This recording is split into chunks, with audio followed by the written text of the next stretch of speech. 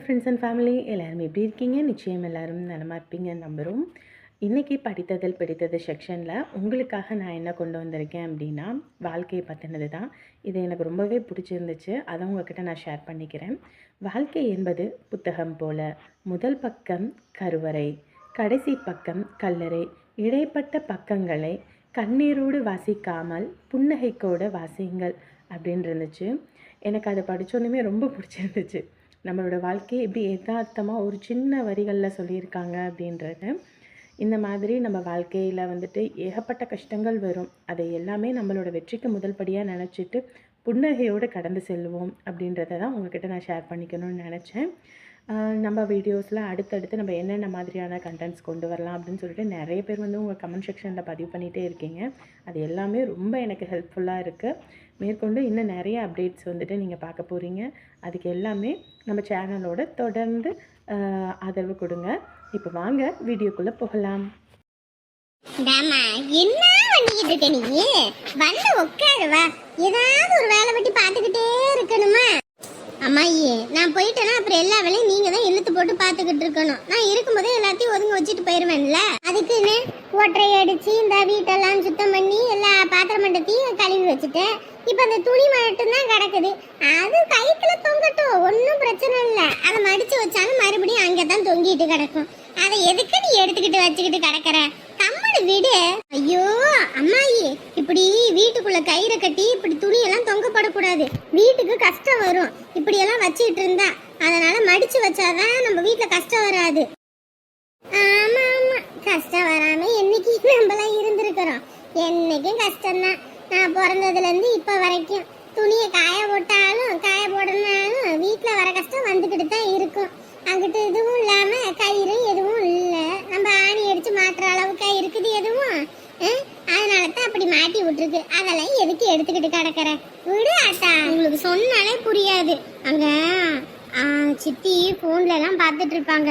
இதனால கஷ்டம் வரும் வீட்டுக்கு, இதெல்லாம் வீட்டுக்கு வச்சா கஷ்டம் வரும்ட்டு பழைய துணியெல்லாம் வீட்டுல வைக்க மாட்டாங்க.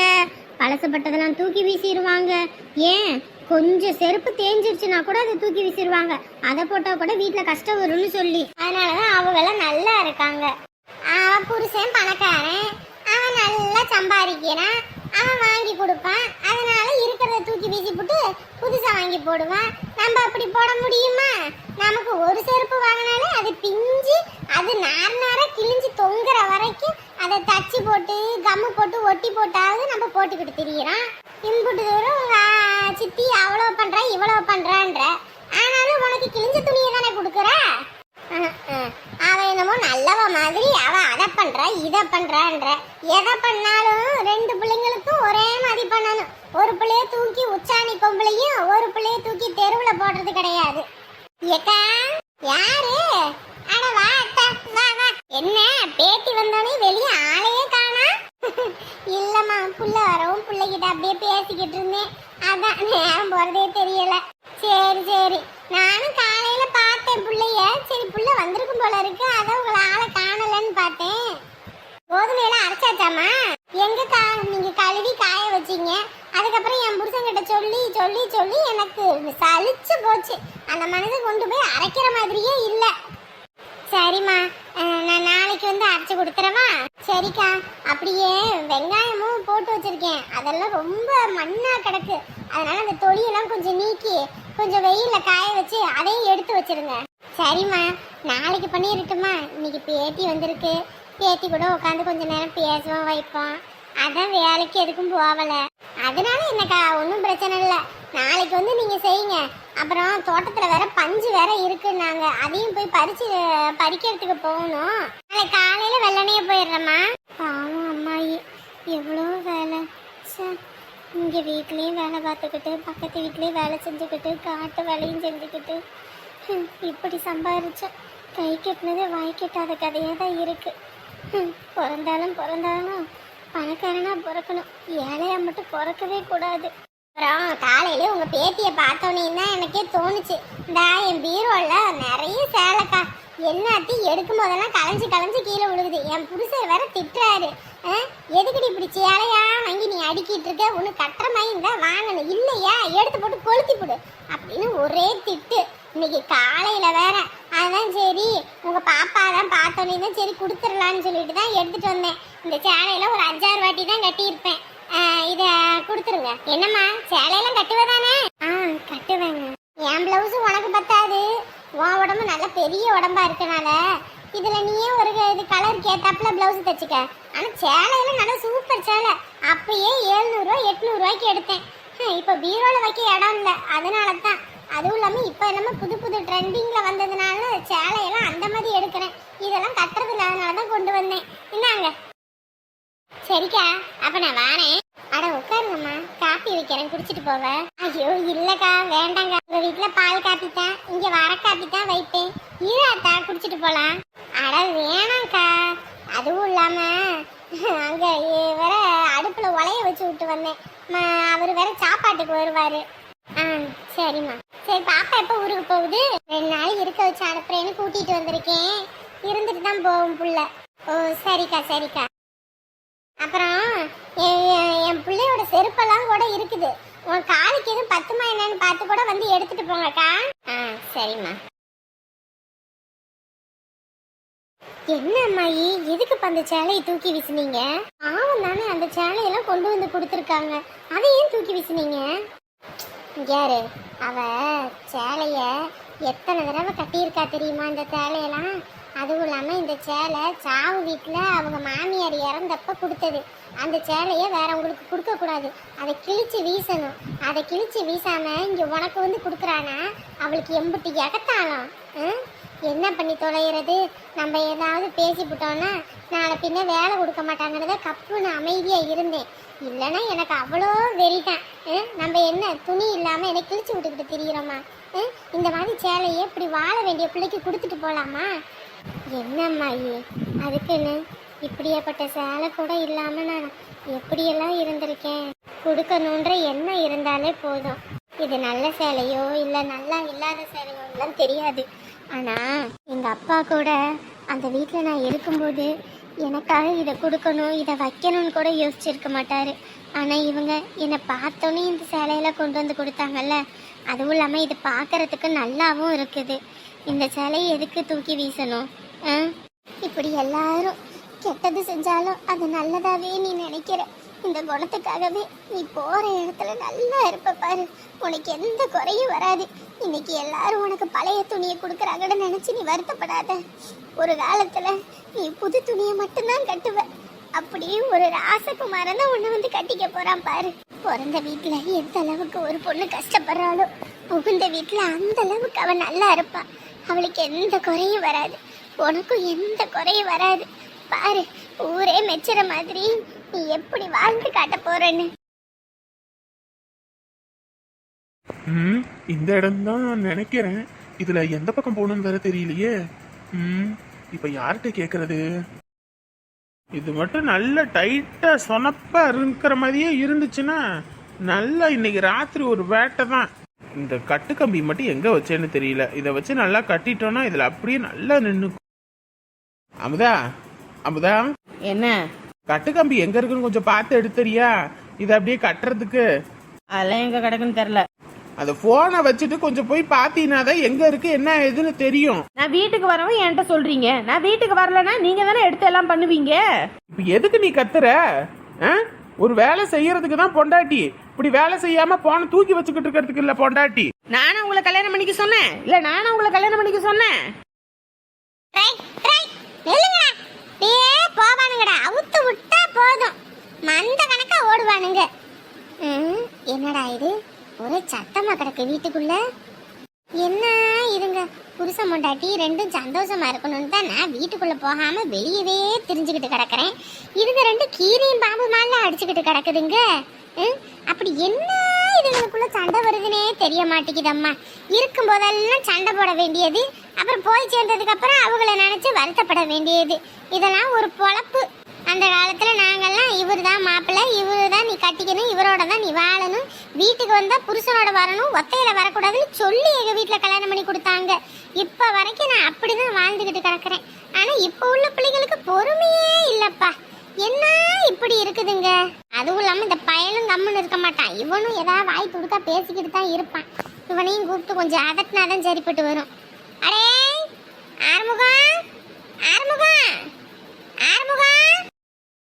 இந்த அம்மா வேற இருமா வாரேன். ஒரு நாள் பாரு அந்த போனை தூக்கி போட்டு உடைக்க போறேன் பாரு. ஆமா, உடைக்கிற வரைக்கும் என் கையை பூ பறிச்சுக்கிட்டு இருக்கோம். இரு உனக்கு இருக்குது, இரு வாரேன். ஆரம்பமா டேய் அட வாரமா. எங்க மாப்பிள்ளை வீட்ல இருந்து போன் அடிச்சுட்டாருங்க. நாளைக்கு பொண்ணு பார்க்க வரட்டுமான்னு. இப்ப நான் என்ன சொல்லட்டும்? நான் அதுக்கு தான் வேண்டாம் கம்மனு பிள்ளைய இருக்க சொல்லுங்கன்னு சொன்னேன். என் பேச்சு கேட்காம அனுப்பி வச்சீங்க. இங்க பாரு, அவங்க பேத்தி மேல அவங்களுக்கு உரிமை இருக்குது. நம்ம போக கூடாது வைக்க கூடாதுன்னு சொன்னா அவங்க என்ன நினைப்பாங்க சொல்லு பாப்போம். என்னடா இது என் பேத்தியை கூட்டிட்டு போறது கூட எனக்கு உரிமை இல்லையா அந்த வீட்டுல நினைச்சுக்க மாட்டாங்க. அதனாலதான் சரி போயிட்டு வரட்டும் அப்படின்னு விட்டேன். இப்ப நாளைக்கு மாப்பிள்ளை வீட்ல இருந்து வரணும்ன்றாங்க பொண்ணை பாக்குறதுக்கு. இப்ப நான் என்ன பண்ணட்டும் சொல்லுங்க பாப்பா. என்ன ஊர் என்ன ரொம்ப தொலைவிலியா இருக்கு. இங்க இருந்து ஒரு 10 கிலோமீட்டர் 20 கிலோமீட்டர் தான். நினைச்சோன்னே இந்த வர போறாங்க அவ்வளவுதானே. ஆமா போங்க, உங்களுக்கு நான் ஒண்ணும் சொல்றதுக்கு இல்ல. போன் போட்டு கூப்பிட்டா அவங்க வர போறாங்க. ஆத்தாடி போன போட்டு கூப்பிட்டா அவளும் வருவா. அவன் வந்தானே என்னடா இது என் பேத்திய 2ஆம் தரமா கட்டி கொடுக்குறீங்களான்னு வெறும் பஞ்சாயத்தை பண்ணி கொடுவாளே. இப்ப என்ன பண்றது? அவங்களுக்கு போனை போட்டு இப்படி நாளைக்கு மாப்பிள்ளை வீடு வராங்க, நீங்களும் வாங்க, என்ன எதுன்னு பார்த்து பேசுவோம்னு சொல்லி வர சொல்றேன். ஐயோ அந்த மாதிரி எதுவும் சொல்லாதீங்க. இப்ப எதுக்கு நீ பதற? ஐயோ இல்லங்க, உங்ககிட்ட ஒரு விஷயத்த நான் மறைச்சிட்டேன். மறைச்சிட்டியா? என்னத்த மறைச்ச? இல்லங்க, மாப்பிள்ளை பேரு தினேஷ், பக்கத்து ஊருக்காரர் தான். அவருக்கு ஏற்கனவே கல்யாணம் ஆயிடுச்சு. ஏற்கனவே கல்யாணம் ஆயிருச்சா? ஆமாங்க, வீட்டுக்காரி இறந்துட்டாங்க. வீட்டுக்காரி இறந்துட்டாங்களா? என்ன சொல்ற நீ? ஆமாங்க, இப்போ நம்ம பாப்பாவை 2ஆம் தரமா தாங்க அவங்க கேட்டிருக்காங்க. என்னது 2ஆம் தரமா கட்டி கொடுக்கறதுக்கு கேட்டிருக்காங்களா? என்ன பேசிக்கிட்டு இருக்க? வாழ வேண்டிய புள்ள. ஐயோ இப்ப எதுக்கு நீங்க இவ்வளவு கோவப்படுறீங்க? அதுக்குன்னு 2ஆம் தரமா புள்ளைய கட்டி கொடுக்க சொல்றியா? ஐயோ வசதியான மாப்பிள்ளைங்க, சொன்னா புரிஞ்சுக்கோங்க. பாரு, வசதி எல்லாம் முக்கியம் இல்ல.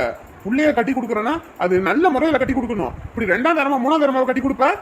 இதுக்குதான் புள்ளைய கஷ்டப்பட்டு வளர்க்கறதா? ஓ அப்ப நான் உங்களை எத்தனாம் தரமா கட்டிக்கிட்டேன் சொல்லுங்க பாப்போம். உங்களுக்கு நீங்க பிள்ளைங்களை பாத்துக்கணும் வச்சுக்கணும்னு சொன்ன ஒரே காரணத்துக்காக தானே என் வீட்டுல சொன்ன உடனேயுமே தலையாட்டி பொம்மை மாதிரி உங்க பேச்ச கேட்டு உங்களை கல்யாணம் பண்ணிக்கிட்டேன். நான் இன்னைக்கு வந்துட்டு இப்படி கட்டிக்க முடியாது வைக்க முடியாதுன்னு சொல்லி இருந்தேன்னா எப்படி நீங்க பிள்ளைங்களை வளர்த்திருப்பீங்க சொல்லுங்க பாப்பா. அதுவும் இதுவும் ஒண்ணா? எதுவும் ஒண்ணு. அவங்களுக்கு வீட்டுக்காரி இறந்து போயிட்டாங்க. இப்ப கடைசி காலத்துல அவங்களுக்குன்னு ஒரு துணை வேணும்னு தோணுது. அதுவும் இல்லாம பையன்களையும் கட்டி கொடுத்துட்டாங்க. இனி அவருக்குன்னு ஒரு துணை வேணும். நம்ம பிள்ளைய போய் வசதியா வாழலாம், எந்த குறைச்சலும் இல்ல, அவன் நல்ல முறையில போய் இருக்கலாம். அதுக்காக தானே நான் சொல்லிக்கிட்டு இருக்கேன். இப்ப நீ என்ன சொன்ன? நான் என்னத்த சொன்னேன்? பிள்ளைங்களை கல்யாணம் ஆயிடுச்சு அப்படி இப்படின்ற என்ன? ஒரு கிழவனுக்கு போய் என் பிள்ளைய கட்டி கொடுக்கணும்ன்றியா நீ? இங்க பாருங்க, அவருக்கு ஒன்னும் ரொம்ப வயசெல்லாம் ஆகல, வெறும் 45 தான் ஆகுது. 45 தான் ஆகுதா? ஐயோ சின்ன வயசுலயே கல்யாணம் பண்ணிட்டாருங்க. அதான் சின்ன வயசுல கல்யாணம் பண்ணவும் பிள்ளைங்களுக்கு எல்லாம் ஒரு அளவு வளர்ந்துட்டாங்க. அதனால எல்லாம் வெளிநாட்டுல தான் இருக்காங்க, யாரும் இங்கெல்லாம் இல்ல. அவருக்கு எந்த குடைச்சலும் இல்ல, அவர் ஒத்தால தனியா தான் இருக்காரு. அதாங்க. இங்க பாரு, 1000 தான் இருந்தாலும் என் மூலியமா பிறந்த முத புள்ள, இதுக்கு நான் ஒரு காலமும் ஒத்துக்க மாட்டேன். அவ்வளவுதானே? அப்படித்தானே? அப்ப உங்க புள்ள என் புள்ள இல்ல, அப்படித்தானே? நான் இத்தனை வருஷம் இவங்க எல்லாத்தையும் என் பிள்ளைங்க நினைச்சு வளர்த்தேன். ஆனா நல்லா சொல்லி காட்டிட்டீங்கல்ல. இங்க பாரு, நீ பிள்ளைங்களை நல்லா வளர்த்த, அதெல்லாம் எனக்கு தெரியும் தான். இப்ப கூட அவன் மேல இருக்க அக்கறையில நீ பேசுறேன்னு தெரியுது. அதுக்குன்னு நம்ம காஞ்சனாவை இப்படி ஒரு இதுக்கு நமக்கு நீ கட்டி கொடுத்துருவியா சொல்லு பாப்போம். இங்க பாருங்க, என் பிள்ளைக்கு எந்த குடைச்சலும் வரக்கூடாதுன்னா நான் தைரியமா கட்டி கொடுப்பேங்க. சொன்னா புரிஞ்சுக்கோங்க. அதுவும் இல்லாம அந்த மாப்பிள்ள நம்ம பிள்ளைய சாதாரணமா கட்டிக்கல, நம்ம கிட்ட இருந்து 1 ரூபா கூட வரதட்சணை கேட்கல. இப்படியாப்பட்ட மாப்பிள்ளை எங்க இருந்து கிடைப்பாங்க சொல்லுங்க பாப்போம். அதுவும் இல்லாம 5 லட்சம் ரூபாய் நமக்கு தந்துதான் நம்ம பிள்ளைய கட்டிக்கிறாங்க. 5 லட்சமா? பின்ன இந்த மாதிரி வரன் எங்கிட்டாவது கிடைக்குமா? அதுவும் இல்லாம பயல்கள்லாம் வெளிநாட்டுல வேலை செய்யறதுனால ஊருப்பட்ட பணம்.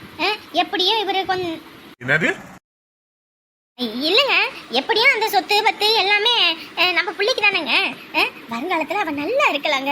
அம்மா இல்லாத புள்ள, அவருக்கு ஏற்கனவே கல்யாணத்தினால இறந்ததுனால மனைவியை நல்லபடி பக்குவமா பாத்துக்கலாம். இதுவே நீங்க சொல்ற மாதிரி கல்யாணம் பண்ணி கொடுத்தோம்னா அவளுக்கு பிக்கல் புடுங்கல், மாமியார் தொல்லை, மாமனார் தொல்லை, நாத்தனார் தொல்லை, புருஷன் தொல்லைன்னு இப்படி ஏதாவது ஒண்ணு இருந்தா அவ வாழ்க்கை என்ன ஆகும் சொல்லுங்க பாப்போம். இதெல்லாம் நான் கணிச்சுதாங்க அவளுக்கு ஒரு நல்ல வாழ்க்கை அமைச்சு கொடுக்கணும்னு நினைக்கிறேன். அதுவும் இல்லாம வரதட்சணை கொடுத்து யாருங்க இந்த காலத்துல பொண்ணை கட்டிக்குவா? அதை போடு இதை போடுன்னு புடுங்கி எடுக்கிறாங்க. அந்த வகையில நம்ம பிள்ளைக்கு ஒரு நல்ல வாழ்க்கை அமைய போதுன்னு போது அது எவ்வளவு நல்ல விஷயம். உங்களை பொறுத்த வரைக்கும் நான் மாற்ற தயவை எழுந்துட்டு போறேன். ஆனா என் வயிற்றுல ஒரு பிள்ளை பிறந்தா எப்படியோ அந்த மாதிரி தான் எனக்கு ராணியும் சரி நிரஞ்சனும் சரி. ஆனா நீங்க என்ன வேற்றுமையா பாத்துட்டீங்கல்ல. எதுக்கு பண்ணி அழுதுகிட்டு இருக்க? இல்லங்க, நான் மாற்றம் தாய் தான், என் பிள்ளைங்க இல்ல. சரி இப்ப அழாத சரியா? ஒண்ணும் இல்ல, நாளைக்கு மாப்பிள்ளையை வர சொல்லு, நான் உங்களுக்கு போன் போட்டு வர சொல்றேன். பாருங்க, அவங்கள வர வேணாம்னு சொல்லுங்க. எப்படி பாத்துட்டு போவாங்க மாப்பிள்ளை? பிள்ளை பிள்ளைய மட்டும் அனுப்பிவிட சொல்லுங்க. பஸ்ஸை வச்சு விட்டு அவள் பாட்டுக்கு வந்துடுவா. முதல்ல மாப்பிள்ளை வந்து நம்ம பிள்ளைய பார்த்துட்டு போட்டோம், அதுக்கப்புறம் கல்யாணம் அப்போ அவங்க வரட்டும். இப்பயே வந்தாங்கன்னா அவங்க இந்த கல்யாணம் வேண்டாம்னு சொல்லி பெரும் பிரச்சனை பண்ணுவாங்க. நமக்கு தான் புரியும் நம்ம பிள்ளைக்கு நல்லது நடக்கணும் வைக்கணும்னு. அவங்களுக்கு என்ன தெரியும், அதுக்காக சொல்கிறேன். இருந்தாலும் அவங்க கிட்ட ஒரு வார்த்தை சொல்றது இல்லையா? என்னதான் இருந்தாலும் பத்திரகாளி இறந்ததுக்கு அப்புறம் அவங்க தானே பிள்ளைங்களை பாத்துக்கிட்டாங்க. ஆமா ஆமா, இன்னும் பொண்டாட்டி செத்தும் இன்னும் அவளை மறக்காம தான் இருக்கிறானா இவன். நம்ம கூட வாழ்ந்துன்னு இன்னும் அவளோட பஞ்சாங்கத்தையே பாடிக்கிட்டு இருக்கான்.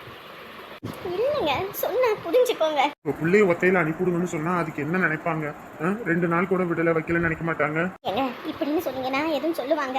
நான் தண்ணி எடுத்துக்கிட்டு போகும்போது வலிக்கு கீழே விழுந்துட்டு கால் அடிபட்டுருச்சு, இப்போ என்ன பண்றதுன்னு தெரியல, ஆஸ்பத்திரியில் வச்சிருக்கோம், நீ மட்டும் வாமா அப்படின்னு சொல்லி கூப்பிடுங்க. அவங்க வரமாட்டாங்களா? இல்லைங்க, சொல்றது கேளுங்க. அவங்களுக்கு ஏகப்பட்ட கடன்லாம் இருக்கும், அதெல்லாம் பார்க்கணும் வைக்கணும். வீட்டுக்கு கூட்டிட்டு வந்ததுக்கு அப்புறம் நீங்க வாங்க, இப்போதைக்கு ஆஸ்பத்திரியில் பார்க்க வைக்கிறதுக்கு ஆள் வேணும், அதனால மட்டும் அனுப்பிவிடுங்கன்னு சொல்லுங்க நீங்க. சரி சொல்றேன். என்னடா என்னடா உள்ள கத்திக்கிட்டு கிடக்குற நீயே? இப்பதானே அந்த பிள்ளை வந்த உடனே இப்படி கத்தணுமா? இதனாலதான் அந்த பிள்ளை கோவிச்சுக்கிட்டு ஓடுறது. ஆமா, உன் மார்மாவில் திட்டணும்னு எனக்கு என்ன ஆசை பாரு. அந்த ஈட்டியை கட்டிக்கிட்டு இருக்கேன், அந்த கட்டுக்கம்பியை மட்டும் எடுத்து கொடுமா அப்படின்றேன். போனை வச்சுக்கிட்டு உட்காந்துருக்கா. ஏன் நான் வந்தா தான் அதெல்லாம் எடுத்து கொடுக்கணும் வைக்கணுமா? ஏன் நான் இல்லைன்னா நீங்களா தானே போய் எடுப்பீங்க வைக்கிறேன்னு திமுறா பேசுறா. ஒருத்தர் விட்டு கொடுத்து போகணும், 2 பேரும் நீயா நானான்னு போட்டி போட்டுக்கிட்டு இருந்தா குடும்பமா இருக்காது. அம்பிட்டு தான் நான் சொல்லுவேன். இதுல ஒரு 1000 ரூபாய் இருக்கு, எனக்கு இந்த செருப்பு வேற பிஞ்சு போச்சுடா. இந்த டவுனுக்கு போயிட்டு எனக்கு ஒரு செருப்பு வாங்கிட்டு பொண்டாட்டியை கூட்டிக்கிட்டு எங்கிட்டாவது சினிமான்னு கூட்டிட்டு போயிட்டு எங்கிட்டாவது ராத்திரிக்கு சாப்பிட்டு வாங்க. ஆமா, அவ கிழிக்கிற கிளிப்புக்கு அவளை வந்துட்டு நான் சினிமாவை வச்சு கூட்டிக்கிட்டு போறேன். சொன்னா கேட்கணும், இந்த திமிரு பேச்சு தான் ஆகாதுன்னு சொல்றது. குடி மா, நான்லாம் கூட்டிட்டு போக முடியாதுமா. உனக்கு செருப்பு எடுத்துட்டு வர சொல்றியா? எடுத்துட்டு வரேன். அவளையெல்லாம் கூட்டிகிட்டு சுத்த முடியாது. அடே பாவண்டா, அவளுக்கு வேண்டாம் வெறுப்பா அன்னைக்கு பிடிச்சி கல்யாணத்தை பண்ணி வச்சாச்சு. இப்போ அவ வந்து முரண்டை பிடிக்கிறானா, நம்ம மேலேயும் தப்பு இருக்கு இல்லையா? கொஞ்சமாவது புரிஞ்சுக்க. இந்த குடி. ஏம்மா, ஊர் உலகத்துல எல்லார் வீட்லயும் மாமியார் வந்து சண்டையை போட்டு நாடுறாங்க. அந்த மாதிரி நம்ம வீட்டுல நார்னா கூட எனக்கு நிம்மதியா இருக்கும். அதை விட்டுவிட்டு அவளை போட்டு நீ தாங்கன்னு தாங்கிட்டு இருக்க பாரு, அதுதான் எனக்கு அப்படியே வெறி ஏறுது. யாருடா அவன்? என் அண்ணன் புள்ளதான், அப்புறம் என்ன பண்ண முடியும் சொல்லு பாப்போம். சின்ன வயசுல தூக்கி வளர்த்த பிள்ளைங்க, நீங்க எல்லாம் ஒண்ணு மண்ணா வளர்ந்துவீங்க. ஏதோ கோபத்துல அப்படி இருக்கா. கல்யாணம் ஆன புதுசுல அப்படித்தான் எல்லாத்துக்கும் சண்டை சச்சரவு இருக்கும். அதுவா போக போக பழகிக்கும், ஒரு அந்யோன்யம் வந்துடும்டா. இப்படி நீயும் முரண்டு பிடிச்சா எப்படி? ஒருத்தர் விட்டு கொடுத்து போகணும், அப்பதான் குடும்பமா இருக்கும். இல்லைன்னு வையி அம்பிட்டு தான் குடி. அவ கிழிக்கிற கிளிப்புக்கு சினிமா தியேட்டர் கூட்டிட்டு போகணுமா? சினிமா தியேட்டர் குடு. நான் சமையல் எதுவும் செய்ய மாட்டேன், எனக்கு மட்டும் இருக்கிறத கரைச்சி குடிச்சிட்டு படுத்துக்குவேன். நீங்க 2 பேரும் வெளியே போய் நல்லா சுத்தி பார்த்துட்டு சாப்பிட்டுக்கிட்டு வாங்க. இருந்துச்சுன்னா துணி கடைக்கு போய் அவளுக்கு பிடிச்ச மாதிரி 2-3 துணி எடுத்து கொடுத்து கூட்டிக்கிட்டு வா. ஐயோ அப்படிங்களா? சரிங்க மாப்பிள்ள, சரிங்க. நாங்க கிளம்பி வரட்டுங்களா? பிள்ளைய மட்டும் அனுப்பி வைக்கிறதா? என்னங்க வயசு பிள்ளை எப்படி ஒத்தையில் அனுப்பு? சரிங்க. சரிங்க. வைக்கிறேங்க. என்னம்மாயி, அப்பா என்ன சொன்னாரு? உங்க சித்திக்காரி ஏதோ தண்ணி குடம் எடுத்துட்டு போகும்போது வலிக்கு விழுந்துட்டு கால் அடிபட்டுருச்சாமா, ஆஸ்பத்திரியில வச்சிருக்காங்களாமா. இப்ப பார்க்க வைக்க ஆள் இல்லாம ரொம்ப சிரமமா இருக்கு, உன்னை அனுப்பி வையின்றாங்க. ஐயோ என்னாச்சு ஏதாச்சும் வர தெரியலையே. ஆஸ்பத்திரியில இருக்காளாம், நல்லாதான் இருக்காளாமா, ஒரு பிரச்சனையும் இல்லையாமா. வந்து 2 நாள் பிள்ளைய நிம்மதியா இங்க வச்சு அனுப்புவோன்னு கூட்டிக்கிட்டு வந்தேன். உன் சித்திக்காரிக்கு எங்கிட்டு தான் வருமோ தெரியல. இப்போ போய் ஆஸ்பத்திரியில படுத்துக்கிட்டாலாமா. இப்போ என்ன பண்றது? சின்ன குழந்தை ஒன்று இருக்கு, அதை ஆஸ்பத்திரியில வச்சு பார்த்துக்காதா? அது எருமை மாடு மாதிரி நல்லா தின்னுபிட்டு இருக்க சொன்னா இருக்கும். அவ பார்த்துக்க முடியாதா? நீ தான் வந்து ஆஸ்பத்திரியில பார்த்துக்கணுமாமா. ஐயோ 1000 தான் இருந்தாலும் சித்திக்கு இப்படி முடியலன்னு போது என்ன பண்றது? நான் வரேன்னா நீங்க வர வேண்டாம், நான் ஆஸ்பத்திரியில எல்லாத்தையும் சேர்க்க மாட்டாங்க, அதனால நீங்க இருங்க, நாங்க வீட்டுக்கு கூட்டிட்டு வரோம், அப்ப வேணா நீங்க வாங்க. இப்போதைக்கு பிள்ளைய மட்டும் பஸ்ல ஒத்தையில அனுப்பி விடுன்றாங்க. எப்படி அனுப்பி விட முடியும் சொல்லு பாப்போம்? ஒன்றும் பிரச்சனை இல்லை அம்மாயி, பஸ் ஏற்றி விட்டா நான் போய்க்குவேன். அதுவும் இந்த மாதிரி நேரத்தில் சித்திக்கு இப்படின்னு போது நான் போகாம இருந்தேன்னா அது தப்பா போயிடும். ஆமாம் போ, அவளுக்கெல்லாம் என்ன செஞ்சு என்ன புண்ணியம் இருக்கு? ஒன்றும் கிடையாது. அவங்க எனக்கு ஏதோ ஒன்று செஞ்சுட்டு போட்டோம், ஆனா நம்ம நல்லதே செய்வோமே. சரி, சாயங்காலமா போவேன் இருமா அப்படின்னு சொல்லிட்டு போகாம இருந்தோம்னா அதுவும் வேற திட்டுவாங்க. நான் போறேன் அம்மாயி, சொன்னா கேளுங்க. ரஞ்சனுக்கு ஒரு வார்த்தை கூட சொல்லல. தம்பிக்கு நான் போன் போட்டு சொல்லிடுறேன். அந்த பிள்ளை துணி கொடுத்துச்சே, இது என்ன பண்றது? பையில போட்டு கொடுக்கவா? அங்க வேற ஆஸ்பத்திரிக்கு போறேன். இதெல்லாம் தூக்கிக்கிட்டு போனா அங்க எல்லாம் துவைக்கிற மாதிரி இருக்கும். நீங்க வருவீங்கல்ல அம்மாவை பாக்கிறதுக்கு வீட்டுக்கு கூட்டிட்டு வந்தோனையும், அப்ப நீங்க வாங்க. இப்ப நான் மட்டும் போறேன். என்ன தலையெழுத்தோ போ.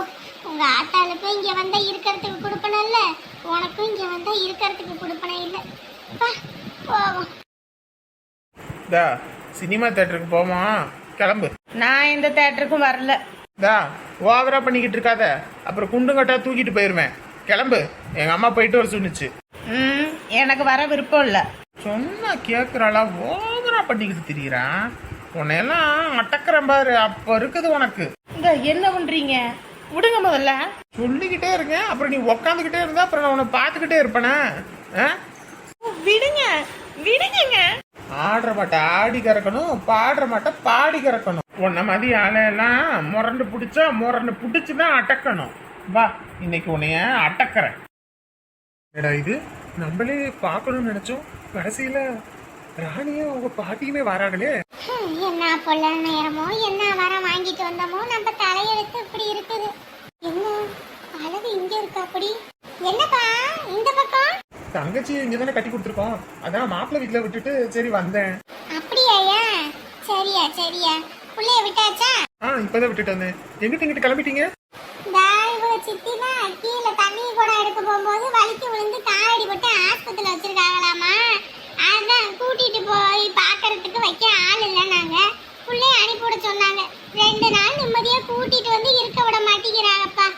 என்ன கொடுமை, என்ன வரம் வாங்கிட்டு வந்தாலோ தெரியல. அதான் அதை நினைச்சு புலம்பிக்கிட்டு வந்தேன். அப்படியா? ரொம்ப அடியோ? என்னன்னு தெரியலையா, நான் வாரேனத்துக்கு நீங்க வர வேணான்ட்டாங்க.